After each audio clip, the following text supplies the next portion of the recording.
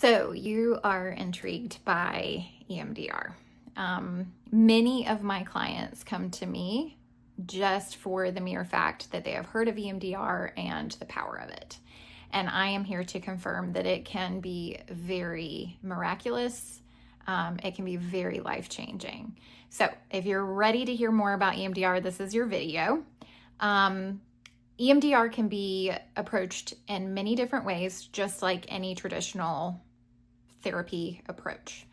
EMDR is one of those things where there is a lot of brain science behind it. I'll try to keep it in simple terms just to give a quick overview, although I will tell you there's a whole lot that you can learn about it if you decide to Google and research it. From the way that I look at it from a viewpoint of trauma is one of those things that really impacts the brain.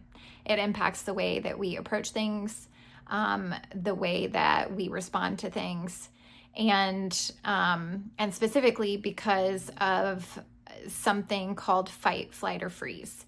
So when you experience something traumatic, that fight, flight, or freeze response in your brain kind of kicks in. And what happens is your emotions kind of take over, and your brain is going to tell you what to do in order to protect yourself. In some cases, and especially in what we might consider big T trauma, the protective part of you, it does a really good job of protecting you. If you're being chased, then you need to run. That's the flight response. There are times where maybe freezing is the best thing that you can do. Like if you see something coming at you and you're going to be in its path, maybe you freeze in order to not get hit. Anyway, I'm going into a lot of detail with that. But the point is that when we have a trauma response, our emotions, the emotional part of the brain really starts to light up. And that fight, flight, or freeze response kicks into gear. That also means that the rational part of your brain and the problem-solving part of the brain and the part that verbalizes things starts to go gray. And so later on, when you have a trigger that happens, it's as though you are back in a trauma response, as though that particular trauma is taking place again.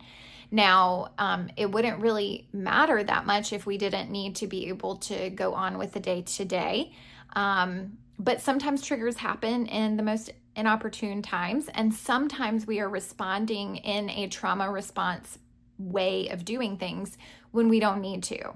And so we end up harming other people around us, or, we end up like sabotaging our own life in the process.